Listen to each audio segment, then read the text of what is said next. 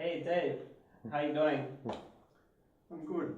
Sitting here in the greenhouse of a house built from my mother on our property 5, 6 years ago. She died just January this year at 93. Wow, that's a long life. Yeah, and very active life as a activist, poet, many things, bookshop proprietor. My world in books is probably attributable to that upbringing. But yeah, the building, of course, is a passive solar earth building with second-hand materials, handmade materials and processes. Can you tell us a bit about, obviously this is the third house on the property.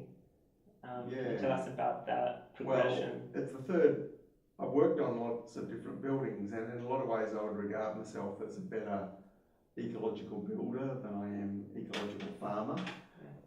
Though I'm sure farming is more important because we need food every year, whereas probably if we had to, we could get by with the number of buildings we already have. But yeah, ecological building has been a long-term passion of mine, and in the years after Permaculture 1 was published, I worked with a mate who was a builder, same age as myself, in the early 20s for a while, and worked on renovating several places before I teamed up with my mother, David Holmgren, on her 180-acre bush property that she'd impetuously bought in her late middle age.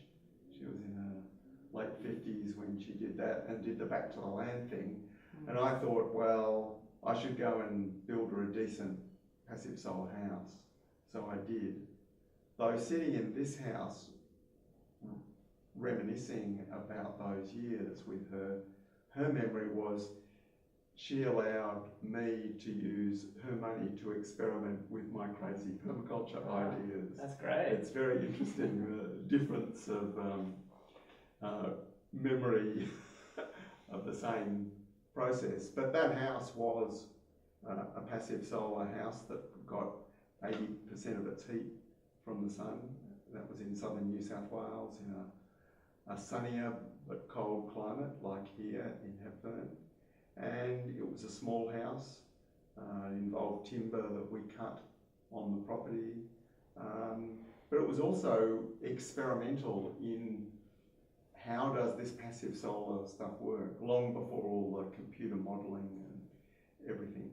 And she lived there for 16 years before she decided that the property was a bit too much for her to keep managing in the way she had, with a very extensive garden. And she moved into a nearby town on the south coast of New South Wales in Panmure, and was in a fairly ordinary suburban house for another 16 years before she moved to join us here in Hepburn Springs.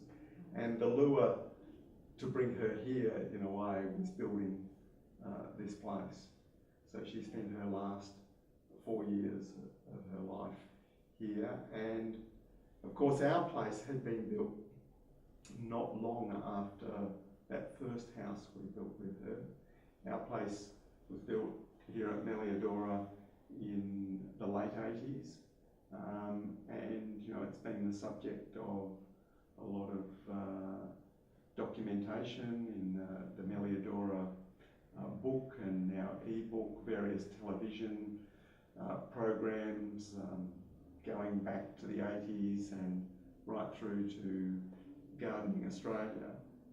And of course we run guided tours each month and show people through the house.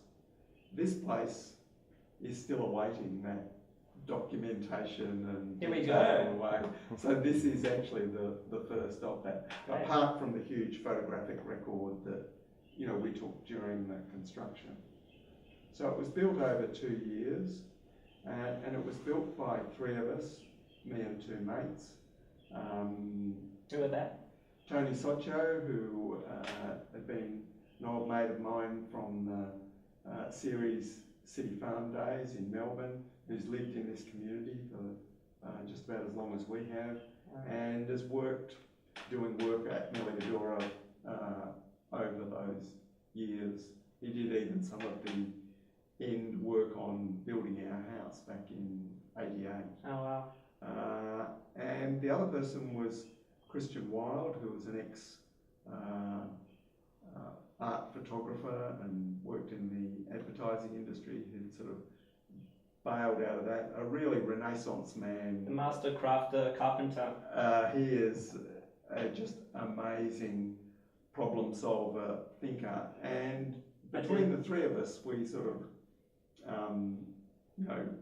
did pretty much everything in this building, short of the electrical stuff, but we did all the plumbing and all the doors and window frames, and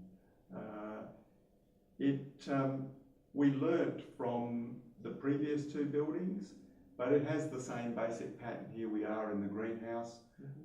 It's on the north side. Of course, the whole building is oriented to within a few degrees of true north.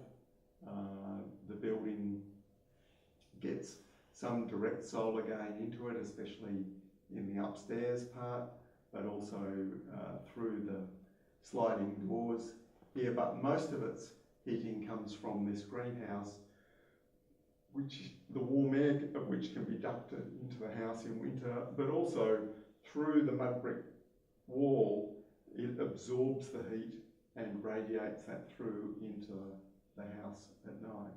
And then in the summer, when the sun angle is high, normally a roof eave would shade that. Whereas here we took the radical step of actually having no eave shading in this roof. It's all glass. Right. And the idea was that we could tune the building by painting an eave on the glass. Ah.